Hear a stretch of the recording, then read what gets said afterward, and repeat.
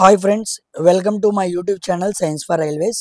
మనం ఎన్నో రోజులుగా వెయిట్ చేస్తున్నట్టు ఆర్ఆర్బి ఏఎల్పి, ఎస్ఐ, అదేవిధంగా టెక్నీషియన్, జేఈ ఆల్ ఎగ్జామ్స్కి సంబంధించి ఈ సంవత్సరం చివరిలో మేము ఎగ్జామ్స్ నిర్వహిస్తామని చెప్పి రైల్వే నోటిఫికేషన్ వదలడం జరిగింది. నిజంగా ఇది మాత్రం ఆశ్చర్యమే. ఎందుకంటే ఒకే సంవత్సరంలో ఎగ్జామ్ నోటిఫికేషన్ వదిలి అదే సంవత్సరంలో ఎగ్జామ్ని కండక్ట్ చేయడం అంటే మాటల విషయం కాదు. అది కూడా పర్టికులర్గా రైల్వేకి సంబంధించి చాలా లేట్ అవుతూ ఉండిద్ది. కానీ అందరూ కూడా షాక్ అయిపోయారు ఇలా డేట్స్ వస్తాయి అని చెప్పి. ఫస్ట్గా జరిగిపోయే ఎగ్జామ్ మనకి ఏఎల్పి ఎగ్జామ్ అనమాట. నవంబర్ 25 నుంచి నవంబర్ 29, కేవలం 4 రోజుల్లోనే. రోజుకి కనీసం 3 షిఫ్ట్లు పెట్టుకున్నా సరే 12 షిఫ్ట్లో 20 లక్షల మందిని అవగొట్టాలని చెప్పి రైల్వే టార్గెట్గా పెట్టుకొని ఎక్కువ సెంటర్స్ని తీసుకోవడం జరిగింది. సో 20 ల్యాక్స్ని ఇన్ 12 డేస్లో కవర్ చేయడం అంటే మాటల విషయం కాదు. సో నియర్లీ ఈ రోజు నుంచి మనం చూసుకున్న, మీరు వీడియో వింటున్న రోజు నుంచి చూసుకున్న నియర్లీ 50 లేదా 70 డేస్ ఉంటాయి. 50 ఏమో మనకి ఏఎల్పికి ఉంటాయి, 70 ఏమో జేఈ అదర్ టెక్నీషియన్ ఎగ్జామ్స్కి ఉంటాయి. సో ఈ 50 డేస్ని జాగ్రత్తగా ప్రిపరేషన్ ప్లాన్ చేసుకుంటే ఎలా చదవాలి, ఒక రైల్వే ఎగ్జామ్ని ఎలా క్రాక్ చేయాలన్న విషయం చాలామందికి ఐడియా లేదు. ఎలా చదవాలో కూడా తెలియదు. అందరూ కూడా కాపీ మెథడ్లోనే చేస్తూ ఉంటారు తప్ప ఒక పర్టికులర్ సాల్వింగ్ మెథడ్లో ఎక్కడ కూడా ముందుకు తీసుకువెళ్తూ ఉండరు. ఈరోజు మనం దాన్ని ఆలోచిద్దాం. ఒక మంచి ప్రిపరేషన్ ప్లాన్ మీకు చెబుతాను. ఈ ప్లాన్ మనం మాట్లాడుకున్న తర్వాత ఇక ఏ ఎగ్జామ్కైనా మీకు ఇది సెట్ అయిపోయింది. ఒక్కొక్క ఎగ్జామ్కి మారుతూ ఉండదు అనమాట. ఓకేనా? కాబట్టి అన్ని ఎగ్జామ్స్కి సంబంధించి ఒకే ప్రిపరేషన్ ప్లాన్, అర్థమైందా? ఒకే బాణంతో అన్నిటినీ కొట్టేయాలి. అదే ఉద్దేశంతో ఈరోజు మీ ముందుకు వీడియో చేస్తున్నాను. స్కిప్ చేయకుండా స్టార్టింగ్ నుంచి ఎండింగ్ వరకు వినండి. చాలా విషయాలు ఉంటాయి. ఎలా నేను ప్రిపేర్ అవుతున్నానో కూడా మీకు క్లియర్గా చెబుతాను. ఎందుకంటే నేను ఎవరితో కాపీ చేసి చెప్పట్లేదు. ఆల్రెడీ నేను ఉద్యోగం కొట్టాను, చాలా ఉద్యోగాలు క్వాలిఫై అయ్యాను. ఈ మెథడ్ నా ఫ్రెండ్స్ కూడా ఫాలో అయ్యారు. మీరు ఫాలో అయ్యారనుకోండి, మీరు కూడా ఫెయిల్ అవ్వరు. ఓకేనా? ఫస్ట్ ఇదిగోండి, ఏఎల్పి, టెక్నీషియన్, జేఈ, ఆర్పిఎఫ్ఎస్ఐ ఈ 4 ఎగ్జామ్స్కి సంబంధించి మనం ప్రిపరేషన్ ప్లాన్ చూడబోతున్నాం. దీంట్లో క్వాంటు, రీజనింగ్, సైన్స్, జీకే ఈ 4 సెక్షన్స్ ప్రతి రైల్వే ఎగ్జామ్కి కామన్గా ఉంటాయి. రైల్వేస్కి ప్రిపేర్ అవుతున్న అందరికీ మీకు ఐడియా ఉంది. అయితే ఇప్పుడు మనం మాట్లాడుకున్న ప్లాను ఫెయిల్ అవ్వదు. ఇంతవరకు ఎవరికి అవ్వలేదు. కాబట్టి మనం జాగ్రత్తగా ప్రిపేర్ అవ్వండి. మీకు ఇంకో విషయం బాగా గుర్తుపెట్టుకోవాల్సింది ఏంటంటే, మీరు డిసిప్లైన్గా ఉండి ఈ ప్లాన్ని మీరు చక్కగా ఫాలో అయితే తప్పనిసరిగా 2025లో జాబ్ మీదే. ఒకవేళ దీంట్లో మీరు ఏమాత్రం తప్పు చేసినా మీకు ఉద్యోగం రాదు. ఏదైనా మీ చేతిలోనే ఉంది. ఓకేనా? కాబట్టి 4 ఎగ్జామ్స్కి సంబంధించి ఒకే ప్రిపరేషన్ ప్లాన్. అసలు 4 ఎగ్జామ్స్ కాదు, ఆల్ ఎగ్జామ్స్కి సంబంధించి ఇదే ప్రిపరేషన్ ప్లాన్. కానీ ఇప్పుడు 4 ఎగ్జామ్స్ మొదటిగా జరగబోతున్నాయి కాబట్టి వాటికి సంబంధించి నేను థంబ్నెయిల్ చేశాను. ఓకేనా? సో ఫస్ట్ ఈ ఎగ్జామ్ ఎప్పుడు డేట్స్ వదిలినా సరే ఎంతమంది చదివిన వాళ్ళకైనా చదవని వాళ్ళకైనా ఉండేది ఏంటి అంటే కన్ఫ్యూజన్ అనమాట. ఎక్కడి నుంచి మొదలు పెట్టాలి, గాబరా పడుతూ ఉంటారు. మాక్ టెస్ట్ రాయాలా, అది రాయాలా, ఏది చదవాలి, న్యూమరికల్స్ చేయాలా, ప్రాబ్లమ్స్ చేయాలా, ఫార్ములాస్ని ఎప్పుడు చూడాలి, అలా ఎలా చేయాలి అన్న విషయం ఏం అర్థం కాదనమాట. ఓకేనా? ఆ కన్ఫ్యూజన్ మొత్తాన్ని కూడా ఈరోజు మనం బ్రేక్ చేద్దాం. వీ విల్ బ్రేక్ కన్ఫ్యూజన్, మొత్తం తీసేసి వెళ్దాం. ఓకేనా? చూడండి, ఎప్పుడైనా సరే ఆర్ఆర్బి ఏఎల్పి ఎగ్జామ్స్కి మనకు మొదటగా కనపడేది మ్యాథ్స్, అర్థమెటిక్ అనమాట. తర్వాత కనపడేది రీజనింగ్, ఆ తర్వాత కనపడేది మనకి సైన్స్, ఆ తర్వాత కనపడేది మనకి జీకే అండ్ కరెంట్ అఫైర్స్. ఈ 4 సెక్షన్స్ని ఎలా సాల్వ్ చేస్తే అయిద్దో మనం చూద్దాం ఇప్పుడు. ఓకేనా? ప్రతి సెక్షన్ని క్లియర్గా చెబుతా, జాగ్రత్తగా చూడండి. ద ఫస్ట్ సెక్షన్ ఏంటంటే మ్యాథమెటిక్స్ అనమాట. మ్యాథమెటిక్స్లో రైల్వే వారు ఇచ్చిన సిలబస్ ఇది. ఈ సిలబస్ని మనం ఈజీ, హార్డ్ అనే 2 భాగాలుగా డివైడ్ చేసుకుంటే ఈజీ లెవెల్లో క్వశ్చన్స్ అందరూ పెడతారు, నో ప్రాబ్లం. కానీ హార్డ్ లెవెల్లో క్వశ్చన్స్ మీరు పెడితేనే కొన్ని ఎక్స్ట్రా మార్క్స్ అనేవి మీకు యాడ్ అవుతాయి. ఎప్పుడైతే ఎక్స్ట్రా మార్క్స్ మీకు యాడ్ అవుతాయో అందరి స్కోర్ కన్నా మీ స్కోరు బాగా గ్రోత్ లెవెల్ పెరిగిద్ది అనమాట. అలాంటి హార్డ్ టాపిక్స్ ఈ 50 రోజుల్లో ఒక అవగాహన తెచ్చుకొని ఉండాలి. ఇప్పుడు ప్రిపేర్ అయితే కుదరదు. కొత్తగా ఇప్పుడు ప్రిపేర్ అవ్వద్దు. ఇప్పుడు మీరు ప్రిపేర్ అయితే చేయలేరు. ఆల్రెడీ ప్రిపేర్ అయిన వాళ్ళకి ఈ హార్డ్ లెవెల్ సబ్జెక్ట్స్ అనేవి మీరు జాగ్రత్తగా గమనించాలి. ఇదిగోండి ఆల్జిబ్రా మీద x+1/x అనే లెక్కలు ఉంటాయి. వాటిని బాగా అడుగుతూ ఉంటారు. ఓకేనా. నెక్స్ట్ క్వాడ్రాటిక్ ఈక్వేషన్స్ ఉంటాయి. ఆ క్వాడ్రాటిక్ ఈక్వేషన్స్ మీద బాగా అడుగుతూ ఉంటాడు. నెక్స్ట్ జామెట్రీ మీద మనకి ట్రయాంగిల్స్, సర్కిల్స్ వీటి ప్రాపర్టీస్ మీద బాగా లెక్కలు అడుగుతూ ఉంటాడు. చిన్న లెక్కలే, బేసిక్సే, ఎందుకంటే ఇది ప్రిలిమ్స్. అంతేకాకుండా ఇదేంటి ఒక ఇంటర్ లెవెల్ లేదా ఒక ఐటీఐ లెవెల్ ఎగ్జామ్. దీన్ని డిగ్రీ లెవెల్లో అడగడు, అది గుర్తుపెట్టుకోండి ముందు. నెక్స్ట్ టెగ్నోమెట్రీ మీద నోటేషన్స్ అన్నీ గుర్తుండాలి. మెన్సురేషన్ మీద మనకి క్యూబాయిడ్, క్యూబు, స్పియర్ వీటన్నిటి మీద ఫార్ములాస్ మనకి ఐడియా ఉండాలి. నెక్స్ట్ ఎలిమెంటరీ స్టాటిస్టిక్స్, దీంట్లో మనకి మోడు, మీడియన్, అర్థమైందా, వ్యారియన్స్. చాలా మందికి యూనిట్ ఉందని కూడా తెలియదు. అసలు యూనిట్లో ఏం అడుగుతాడో కూడా తెలియదు ఉన్నమాట చెప్పాలంటే. కాబట్టి హార్డ్ సెక్షన్స్ అనే వీటి ఫార్ములాస్ని, ఎలా క్వశ్చన్స్ అడుగుతున్నాడనే ప్రీవియస్ క్వశ్చన్స్ని మనం గమనించాలి. వాటినే మనం ప్రిపేర్ అవ్వాలి, అన్నిటినీ ప్రిపేర్ అవ్వకూడదు. మీరు అన్ని ప్రిపేర్ అయితే జ్ఞానం వచ్చింది, ఏం కావాలో అది ప్రిపేర్ అయితే ఉద్యోగం వచ్చింది. ఓకేనా. కాబట్టి మీకు ఉద్యోగం కావాలా, జ్ఞానం కావాలా, ఆలోచించుకొని ప్రిపేర్ అవ్వాలి. దానికోసం వైసీడీ రిలీజ్ చేసిన 2024 మ్యాథమెటిక్స్ బుక్స్ ఉండిద్ది. దాంట్లో మీరు ఈ మిగతా టాపిక్స్ ప్రిపేర్ అవ్వాలి. ఇక మీకు చాలా ఈజీ ఉంటాయి. ఉదాహరణకి number system, BODMAS, decimals, fractions, LCM, time and work, time and distance, ఇవి ఈజీ లెవెల్ అనమాట. వీటిలో ముందు ప్రిపేర్ అవ్వండి. అయితే బాగా గుర్తుపెట్టుకోండి, ఈ ఈజీ లెవెల్లో కూడా కొన్ని క్యాలిక్యులేషన్స్ వచ్చే ప్రాబ్లమ్స్ ఉంటాయి. ఉదాహరణకి కాంపౌండ్ ఇంట్రెస్ట్, అదేవిధంగా time and distance, time and work, చాలా తెలివిగా ఎల్సిఎం హెచ్సిఎంలో చాలా తెలివిగా క్యాలిక్యులేషన్స్ ఎక్కువ ఉంటాయి అన్నమాట. ఓకేనా. ఈజీ లెవెల్లోనే మనల్ని ఏం చేస్తారంటే ట్రిక్లో పడేస్తాడనమాట, ట్రిక్కీగా ఇస్తూ ఉంటాడు. అలా ట్రిక్కీగా ఇచ్చిన క్వశ్చన్స్ని కూడా మీరు సాల్వ్ చేయాలి. కాబట్టి రోజుకో టాపిక్ చూసుకుంటూ వెళ్ళండి. మనం 50 రోజులు మాట్లాడుకున్న సింపుల్ టాపిక్ అనమాట. ఆల్రెడీ మీరు ప్రిపేర్ అయ్యారు కాబట్టి టాపిక్ పైన చూసుకుంటూ వెళ్ళండి. దీంట్లో ఏమో ప్రీవియస్ ఇయర్ క్వశ్చన్స్ చూడండి. క్వశ్చన్ ఎలా అడుగుతున్నాడు, ఏ కాన్సెప్ట్ మీద అడుగుతున్నాడు, గ్రేటెస్ట్ నెంబర్ మీద అడుగుతున్నాడా, స్మాలెస్ట్ నెంబర్ మీద అడుగుతున్నాడా, టైమ్ అండ్ వర్క్లో ఆల్టర్నేటివ్ డేస్ మీద అడుగుతున్నాడా, అదేవిధంగా టైమ్ అండ్ డిస్టెన్స్లో ట్రైన్స్ మీద ఏమైనా అడుగుతున్నాడా, కాంపౌండ్ ఇంట్రెస్ట్లో ఏం అడుగుతున్నాడు, 2 ఇయర్స్కా, 3 ఇయర్స్కా, 4 ఇయర్స్కా, ఎలా అడుగుతున్నాడు, ప్రాఫిట్ అండ్ లాస్లో ఏ విధంగా డిస్కౌంట్ మీద అడుగుతున్నాడా, లేకపోతే డిస్ఆనెస్ట్ షాప్ కీపర్ మీద అడుగుతూ ఉన్నాడా, అలా కాన్సెప్ట్ అనమాట. మనకి దేని మీద క్వశ్చన్ చాలా కాన్సెప్ట్స్ ఉంటాయి కదా, అలా ప్రతి దాని మీద కూడా మీరు వెళ్ళాలన్నమాట. అలా మీరు వెళితే ప్రతి కాన్సెప్ట్ తిరిగిపోయిద్దండి. 50 డేస్ ఉంది, ఇబ్బంది ఏమీ లేదు. చక్కగా నెంబర్ సిస్టమ్ చూడండి, నెంబర్ సిస్టమ్ మీద ఏ ప్రాబ్లమ్స్ ఉన్నాయో చూడండి, ఎలా అడుగుతున్నాడో. తెలిసినవి చేయొద్దు, అన్నీ చేసుకుంటూ వెళ్ళొద్దు, సమయం మిగలదు. మీకు హార్డ్గా అనిపించింది మాత్రమే చేయండి. మీకు ఈజీగా అనిపించింది, ఓహో ఇలా ఇలా అడుగుతున్నాడా, ఇలా అడుగుతున్నాడా అని చూసుకుంటూ వెళ్ళండి. అలా వెళ్తేనే మీరు ఒక రోజులో నెంబర్ సిస్టమ్ని పూర్తి చేయగలరు. ఎట్టి పరిస్థితుల్లో ఒక రోజులో మీరు మ్యాథ్స్ని, రీజనింగ్ని, సైన్స్ని, జీకేని నాలుగిటిని కంపల్సరీ చేయాలి. ఈ 4 ఒక రోజులో కవర్ అయ్యేలాగా 24 గంటల్లో ఈ 4 కవర్ అవ్వాలి. అలా మీరు ఎలాగైనా చూసుకోండి. రోజుకు 2 గంటలు లేదా 1.5 గంట, అలా మీకు అనుగుణం బట్టి, కానీ కంపల్సరీగా మీరు చూడాలి. చూస్తేనే మీరు చేయగలరనమాట. ఓకేనా. ఇలా మీరు చూసుకుంటూ వెళ్ళండి. ఆల్రెడీ వీటి మీద బాగా అవగాహన లేని వాళ్ళు మాత్రం వెళ్ళొద్దు, ఎందుకంటే మీరు ఇప్పుడు వీటి నేర్చుకోలేరు. కాబట్టి ప్రీవియస్ ఇయర్ క్వశ్చన్స్ని చూసి ఎలా అడుగుతున్నాడు అని పైన చూడండి. ఎందుకంటే పైన మీరు 50 రోజుల్లో చూసినా మీరు చాలా క్వశ్చన్స్కి ఆన్సర్ చేయగలరు. అలా మనం మ్యాథ్స్ని కవర్ చేయాలి. కమింగ్ టు నెక్స్ట్, ఇదిగోండి మెంటల్ ఎబిలిటీ.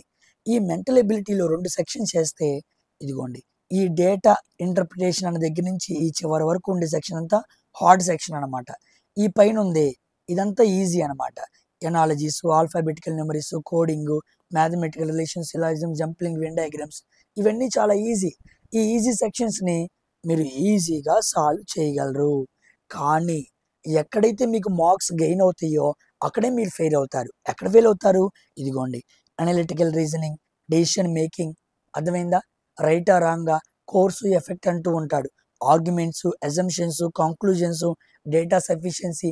క్వశ్చన్ చేయాల్సిన పని లేదు, క్వశ్చన్ ఇచ్చి మన ఆన్సర్ పెట్టగలమా లేదా అని చాలా గట్టిగా అడుగుతూ ఉంటాడండి. ఇక్కడ ఈ సెక్షన్స్లో చాలా మంది పోతుంటారు. మరి ముఖ్యంగా ఈ ఆర్గ్యుమెంట్స్ ఎవరికీ తెలియదు, ఎందుకంటే సరిగ్గా ప్రిపేర్ అవ్వలేదు కాబట్టి ఇలాంటి వాటిని అసలు క్వశ్చన్ ఎలా అడుగుతున్నాడో తెలియటానికి ఇదిగోండి డే వైజ్గా మీరు కాన్సెప్ట్ లోపలికి వెళ్ళి ఈ బుక్లో కాన్సెప్ట్ చూసుకోండి. ఓకే, ఆర్గ్యుమెంట్స్ ఎలా అడుగుతున్నాడు, ఇలా అడుగుతున్నాడా, ఓకే, అజంప్షన్స్ ఎలా అడుగుతున్నాడు, ఇవి అడుగుతున్నాడు అని ఐడియా చూసుకోండి. ఇక ఈజీ సెక్షన్స్ మీరు ఎలాగో చేయగలరు, అర్థమైందా? వాటిని మనం ఈజీగా చేయగలం. ఈజీగా చేయగలిగిన వాటినే చూసుకుంటూ కూర్చోవద్దు. వీటినేమో తక్కువ సమయం చూడండి, వీటినేమో ఎక్కువ సమయం చూడండి. అలాగని ఏది చూడకుండా ఉండకూడదు. దీన్ని కవర్ చేయాలి, దీన్ని కవర్ చేయాలి. వచ్చు కదా అన్న గర్వంతో వెళ్ళామనుకోండి, అక్కడ మిస్ అవుతాం. కాబట్టి దీన్ని మిస్ అవ్వకూడదు. ఈజీ లెక్కను మిస్ చేయకూడదండి, హార్డ్ లెక్కలు మన కంట్లోంచి పోకూడదు. అందుకే మీరు ప్రీవియస్ ఇయర్ క్వశ్చన్స్ ఓపెన్ చేసి, అనాలజీస్ ఓపెన్ చేసి చూసుకుంటూ వెళ్ళండి.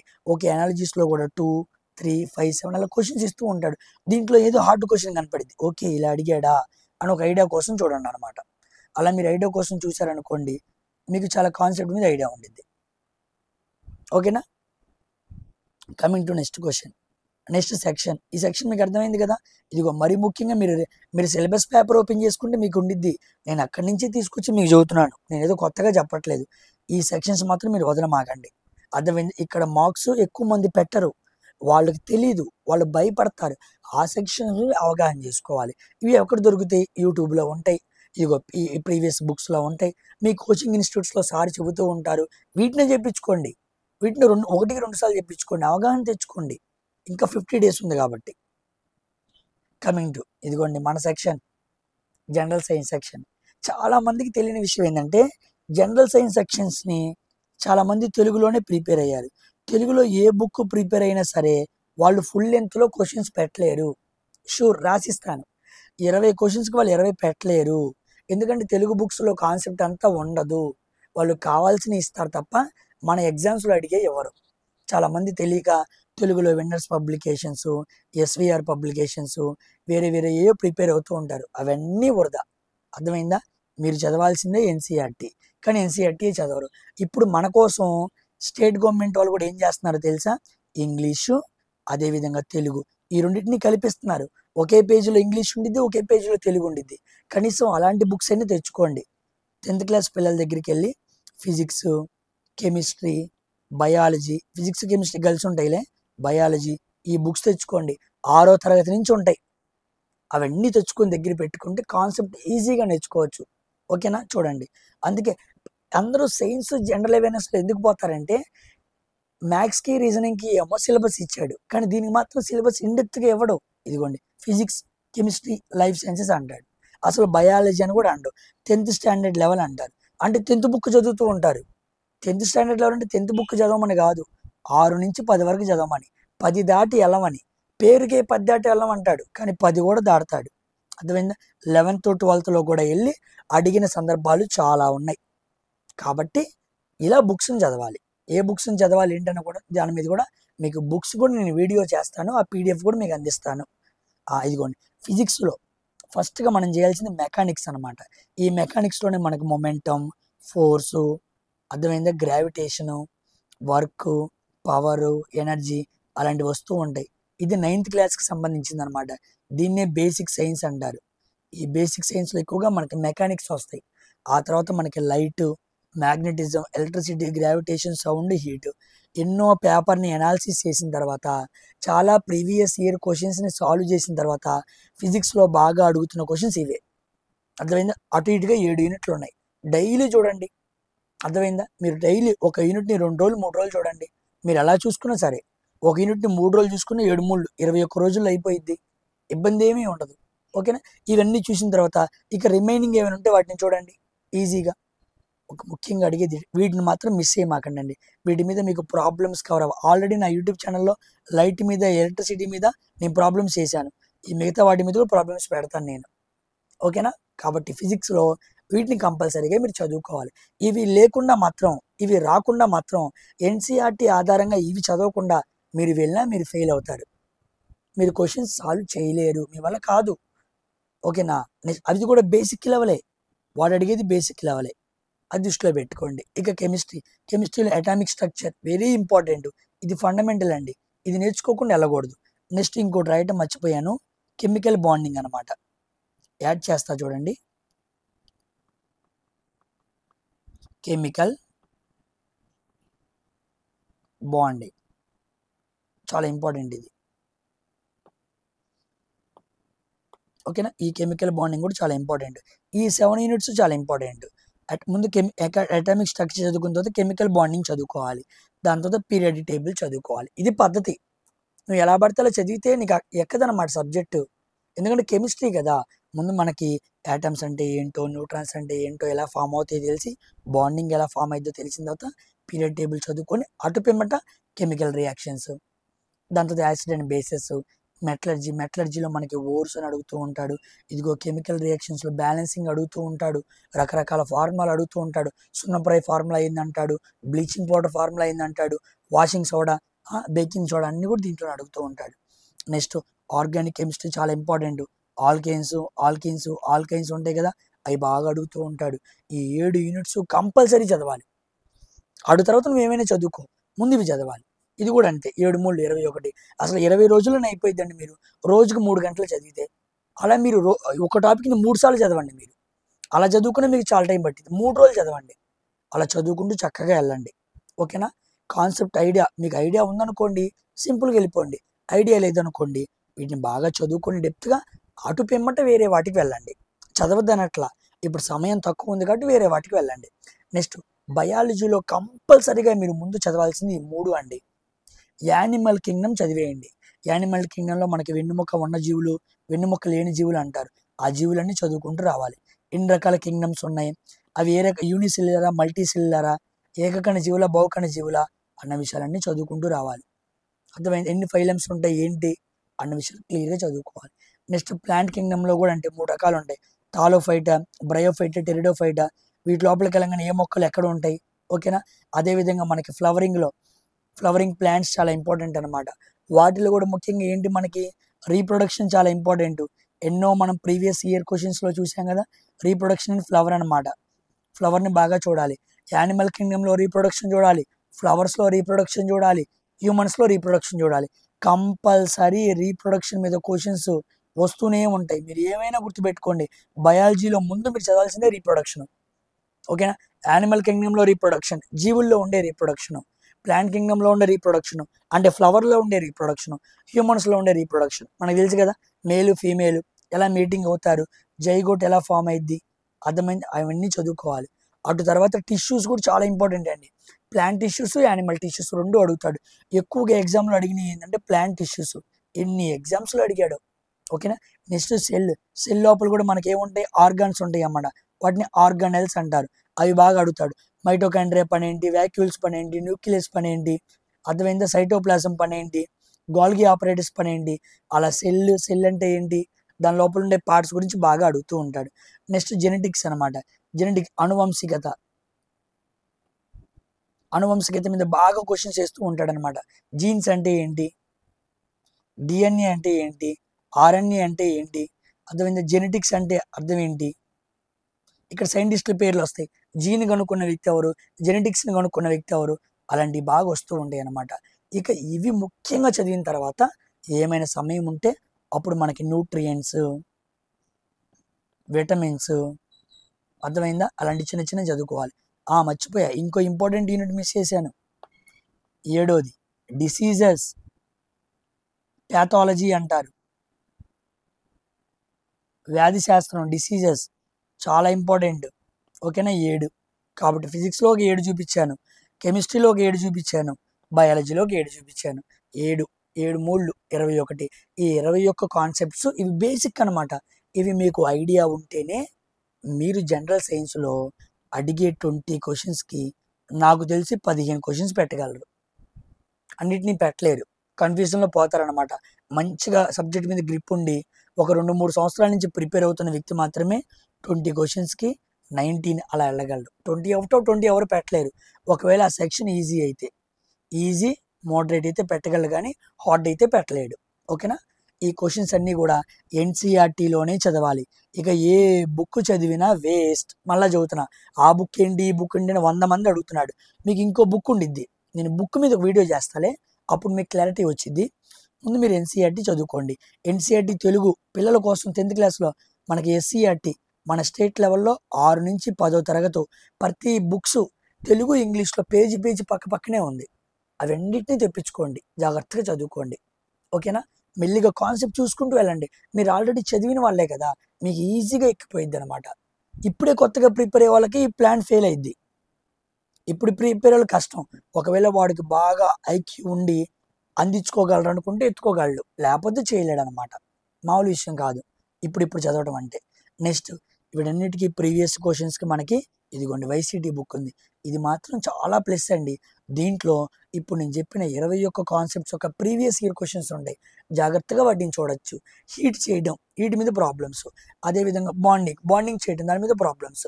ఓహో ఇలా అడుగుతున్నాడా, ఈ సెక్షన్స్ మీద బిట్టు పడుతుందని తెలిసిందనుకోండి, ఆ సెక్షన్ కాస్త ప్రెస్ చేసి చాలా గట్టిగా చూడొచ్చు. అదే తెలియలేదనుకోండి మనం చూడలేం కదా, కాబట్టి అది గుర్తుపెట్టుకోండి. ఓకేనా, ఇది మన జనరల్ సైన్స్ అనమాట.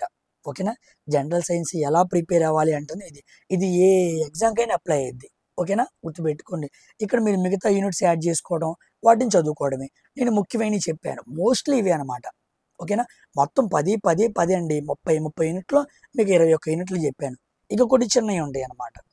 ఓకేనా, వీటితో పాటు బాగా చేయాల్సిన న్యూమరికల్స్ ప్రాబ్లమ్స్ బాగా అడుగుతాడు. ఆ ప్రాబ్లమ్స్ అన్ని ఈ బుక్లోనే ఉంటాయి. కాన్సెప్ట్ చేసుకోవడం, ఎలా ప్రాబ్లమ్స్ అడుగుతున్నాడో చూసుకోవడం, కాన్సెప్ట్ చేసుకోవడం, ఎలా ప్రాబ్లమ్స్ అడుగుతున్నాడో చూసుకోవడం. నెక్స్ట్ ఫార్ములాస్ అనమాట. ఫార్ములాస్ ప్రాబ్లమ్స్, ఇవి రెండు మీరు చేయకుండా చూడకుండా ఈ బుక్లో నుంచి వెళ్ళారో మీరు చేయలేరు. అది గుర్తుపెట్టుకోండి, అంత ఇంపార్టెంట్ ఈ బుక్. ఓకేనా, coming to general awareness. General awareness సింపుల్గా ఎలా ప్రిపేర్ అవుతారని చెప్పాలో చెబుతా చూడండి. చాలామందికి తెలియదు ఇది. మనకి జనరల్ అవేర్నెస్లో చాలా విషయం తెలియదు. ఏంటంటే కరెంట్ అఫైర్స్ ఆధారంగా జీకే అడుగుతాడు. తెలుసా, జీకే ఎలా పడితే అలగడు, కరెంట్ అఫైర్స్ ఆధారంగా అడుగుతూ ఉంటారు. చాలామంది డైలీ చదువుతూ ఉంటారు కరెంట్ అఫైర్స్ని, వీక్లీ చదువుతూ ఉంటారు, మంత్లీ చదువుతూ ఉంటారు. ఇలా రకరకాలుగా చదివే వాళ్ళు ఉంటారు. అయితే వాళ్ళందరూ కూడా అడ్డా 247 ఒక యాప్ ఉండిద్దండి. ఆ యాప్లో మనకి డైలీ కరెంట్ అఫైర్స్ వస్తాయి, లేదా వీక్లీ ఉంటాయి, మంత్లీ ఉంటాయి, 3 రకాలు ఉంటాయి. ముందు ఈ అడ్డా 247 యాప్ అనేది మీరు డౌన్లోడ్ చేసుకోండి ప్లేస్టోర్లో. అలా వెళ్ళి లాగిన్ అయిన తర్వాత డైలీ కరెంట్ అఫైర్స్ చదవండి. అయితే ఇప్పుడు మన ఎగ్జామ్కి మాత్రం 8 నుంచి 12 నెలలు కరెంట్ అఫైర్స్ కావాలి. ఉదాహరణకి నేనేమనుకుంటున్నానంటే జనవరి నుంచి తీసుకోండి. 2024 జనవరి దగ్గరికి వెళ్ళండి. అక్కడి నుంచి వెళ్ళి జనవరిలో ఇంపార్టెంట్ ఇవి, ఫిబ్రవరిలో ఇంపార్టెంట్ ఇవి, మార్చిలో ఇంపార్టెంట్ ఇవి. అలాగా మీరు 3 రోజులు పెట్టుకోండి, లేదా 4 రోజులు పెట్టుకోండి. 4 రోజులకు ఒక నెల, ఇప్పటికి 8 నెలలు ఉన్నాయి. లేదా 5 రోజులు పెట్టుకోండి. ఓకేనా, 5 ఇంటూ మనకి ఎన్ని నెలలు ఉన్నాయి, 8 నెలలు ఉన్నాయి. అక్టోబర్ దాకా వచ్చాం కదా, అది 5 ఇంటూ 8, 8 5 40 రోజుల్లో మన కరెంట్ అఫైర్స్ అయిపోతాయి. కాబట్టి జనవరి పెట్టుకుంటే జనవరిలో జాగ్రత్తగా చూడాలి. కరెంట్ అఫైర్స్ ఆధారంగా జీకే కూడా చదవాలి. ఉదాహరణకి ఇప్పుడు ఒలింపిక్స్ జరిగినాయి, ఒలింపిక్స్ మీద బిట్ కంపల్సరీ వచ్చింది. దాంట్లో నార్మల్ ఒలింపిక్స్, జనరల్ జరిగినాయి, పారా జరిగినాయి, దాని మీద అడుగుతూ ఉంటాడు. అదేవిధంగా స్పోర్ట్స్ అనమాట. ఇప్పుడు మన స్పోర్ట్స్ చూసామనుకోండి, ఉమెన్స్ క్రికెట్ వరల్డ్ కప్ జరుగుతుంది, దాని మీద అడుగుతూ ఉంటాడు. అదేవిధంగా మెన్స్ క్రికెట్ వరల్డ్ కప్ జరిగింది, అదేవిధంగా మనకి ఐపీఎల్ జరిగింది, వాటి మీద అడుగుతూ ఉంటాడు. అదేవిధంగా మనకి టెన్నిస్ గ్రాండ్ స్లామ్స్ జరిగినాయి అనమాట. టెన్నిస్ గ్రాండ్ స్లామ్స్ అదేవిధంగా ఆస్ట్రేలియా ఓపెన్, వింబుల్డన్ జరిగింది, ఫ్రెంచ్ ఓపెన్ జరిగింది, యుఎస్ ఓపెన్ జరిగింది, ఇవన్నీ అడుగుతూ ఉంటాడు. అలా మీరు స్పోర్ట్స్ సెక్షన్ చూసారనుకోండి, అవన్నీ చదవాలి. నెక్స్ట్ కల్చర్ అండ్ పర్సనాలిటీస్ అనమాట. కల్చర్ చూసారనుకోండి, అర్థమైందా, రీసెంట్గా ఏ యూనియన్ టెరిటరీస్లో ఏ కొత్తగా జాతి వచ్చారు, వాళ్ళు ఏ ఫెస్టివల్ జరిగారు. ఉదాహరణకి నాగాల్యాండ్ తీసుకోండి, నాగాల్యాండ్లో రీసెంట్గా 25వ హార్న్బిల్ ఫెస్టివల్ జరిగింది, సిల్వర్ జూబ్లీ జరిగింది. అది వాళ్ళ కల్చర్, మీరు అలాంటివి పట్టుకోవాలి. కరెంట్ అఫైర్స్లో కల్చరల్కి సంబంధించినవి పట్టుకోవాలన్నమాట. ఓకేనా, అలా మనకి జిఏ ట్యాగ్స్ ఉంటాయి, ఆ జిఏ ట్యాగ్స్ కూడా మనం ఎక్కడే చూడాలి, కల్చరల్కి సంబంధించి. నెక్స్ట్ యునెస్కో సైట్స్ ఉంటాయి, వాటిని మనం చూడాలి. అదేవిధంగా టైగర్ శాంచురీస్ ఉంటాయి, వాటిని మనం చూడాలి. అదేవిధంగా మనకి వెట్లాండ్స్ ఉంటాయి అన్నమాట, వెట్లాండ్స్ మనం చూడాలి. అదేవిధంగా మన నేషనల్ పార్కులు చూడాలి. అదేవిధంగా మనం వైల్డ్ లైఫ్ శాంచురీస్ చూడాలి. కాబట్టి ఇవన్నీ కూడా ఫారెస్ట్ కింద అడుగుతూ ఉంటాడు అనమాట. ఓకేనా, అలా కరెంట్ అఫైర్స్ ఆధారంగా వెళ్ళండి, అలాగని జీకే మొత్తం చదువుకోవద్దు. ఇదిగోండి లాస్ట్ 8 నుంచి 12 మంత్స్లో అడిగిన కరెంట్ అఫైర్స్ ఆధారంగా మనకి వెనక్కి వెళ్ళాలి. సైన్స్ అండ్ టెక్నాలజీలో కూడా అంతే.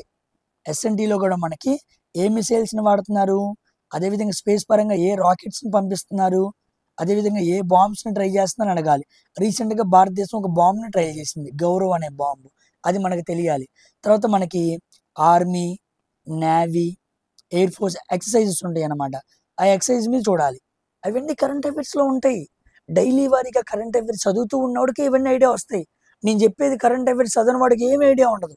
డైలీ ఒక బుక్ తీసుకొని మంత్లీ పీడిఎఫ్ అవన్నీ చదువుకుంటూ వెళ్ళావనుకో నీ వల్ల కాదు. అన్ని నెలలు ఆడ గుర్తుపెట్టుకుంటారు, ఎవరు గుర్తుపెట్టుకోలేరు కదా. అదే మనం డైలీ చదువుకుంటూ వెళ్ళామనుకో, డైలీ కరెంట్ అఫైర్స్ రాసుకోవడం, వాటికి జీకే రాసుకోవడం, అలా నీకంటూ ఒక సపరేట్ బుక్ ఉండాలి. అలా కానీ మీరు ప్రిపేర్ అయితే ఒక ఇయర్లో ఎంత గ్రోత్ వచ్చిందో తెలుసా మీకు? చాలా గ్రోత్ వచ్చేసింది సబ్జెక్ట్ మీద. మొత్తం ఒక ఓవరాల్ కాంపౌండ్ ఐడియా అనేది మీకు క్రియేట్ అయిపోయింది.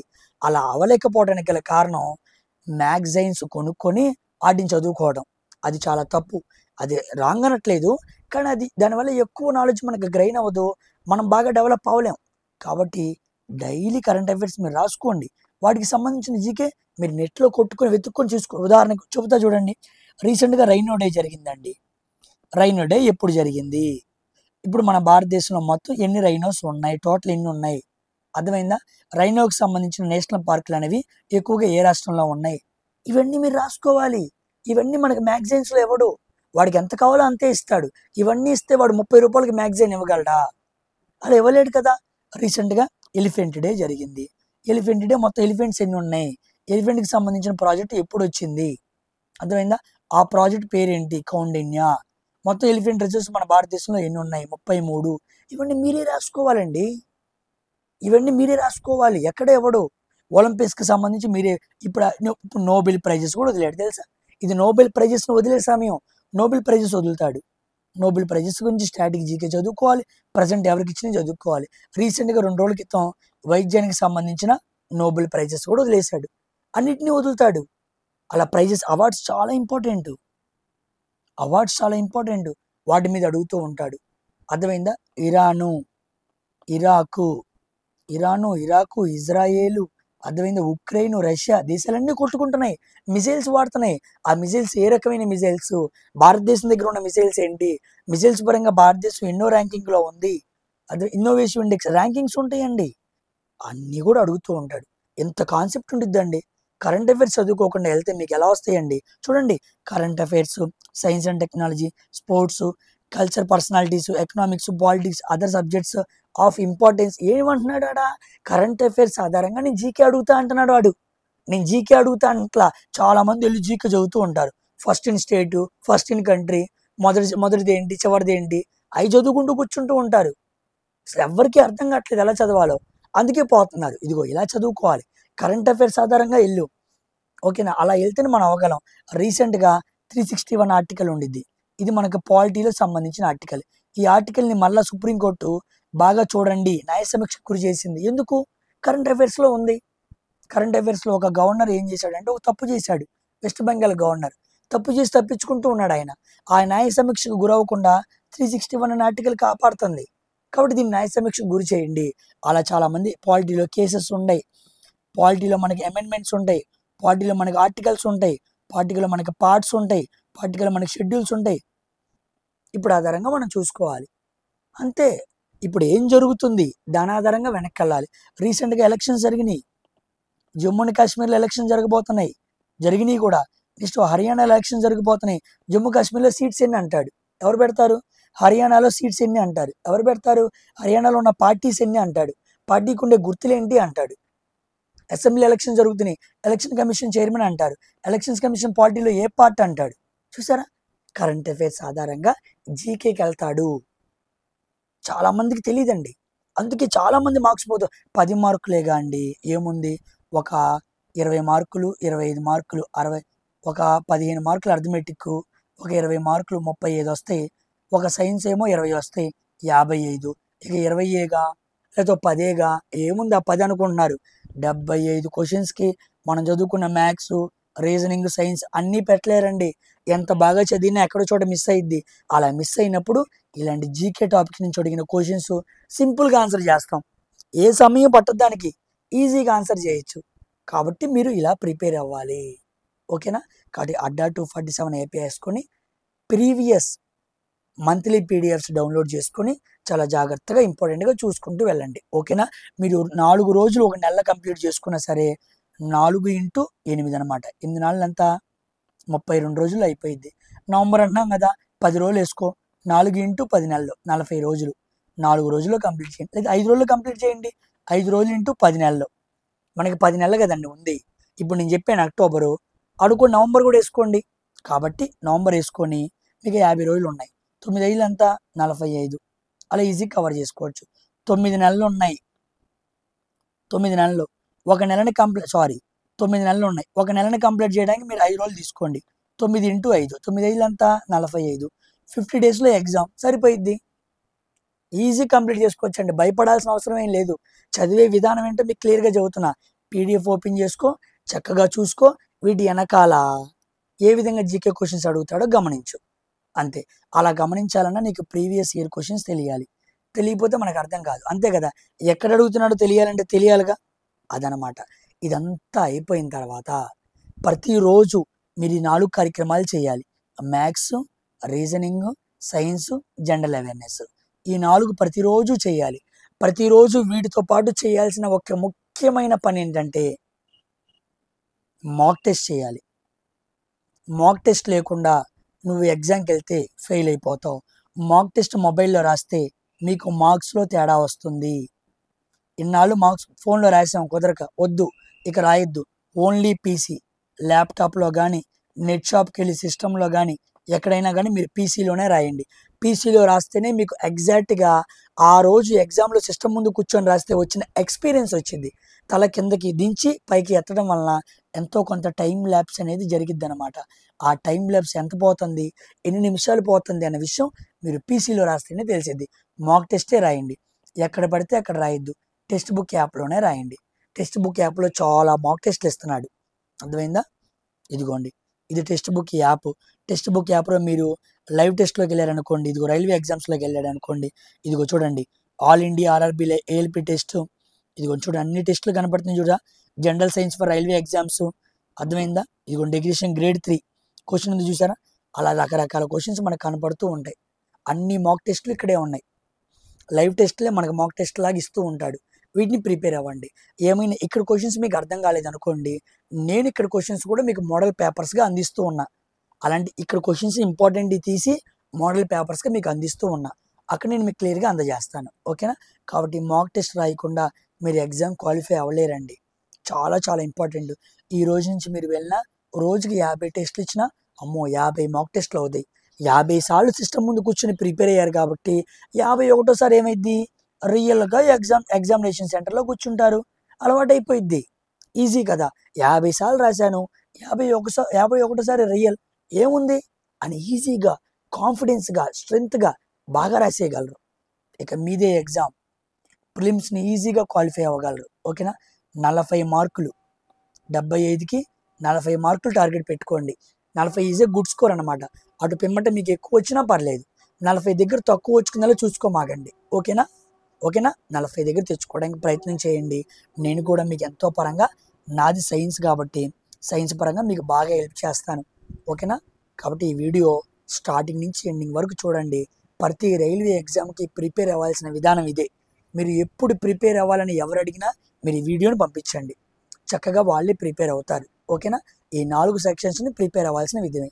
నేను బుక్స్ మీద కూడా ఇంకొక వీడియో చేస్తాను, అదేవిధంగా ప్రాబ్లమ్స్ మీద కూడా నేను ఇంకో వీడియో చేసుకుంటూ వెళ్తాను, ఓకేనా? ప్రీవియస్ ఇయర్ క్వశ్చన్స్ కూడా అడుగుతున్నారు, ఆల్రెడీ నేను చాలా పెట్టేశాను, మిగతావి కూడా పెట్టేస్తాను, భయపడొద్దు. అన్ని ప్రీవియస్ ఇయర్ క్వశ్చన్స్ ప్లేలిస్ట్ పెట్టేస్తాను. ఎగ్జామ్కి వెళ్ళే ముందు కూడా జాగ్రత్తగా చూసుకుని వెళ్ళండి. బిట్ మిస్ అవ్వకుండా మీ చేత సైన్స్లో 20కి నియర్లీ 17 దగ్గర పెట్టించే బాధ్యత నాది. It's my responsibility to get 17 out of 20. మీరు భయపడాల్సిన అవసరం లేదు, ఓకేనా? సో మరొక వీడియోతో మరొకసారి కలుద్దాం. ఈ వీడియోని చివరి వరకు చూడండి. Thank you very much for watching my video. Bye.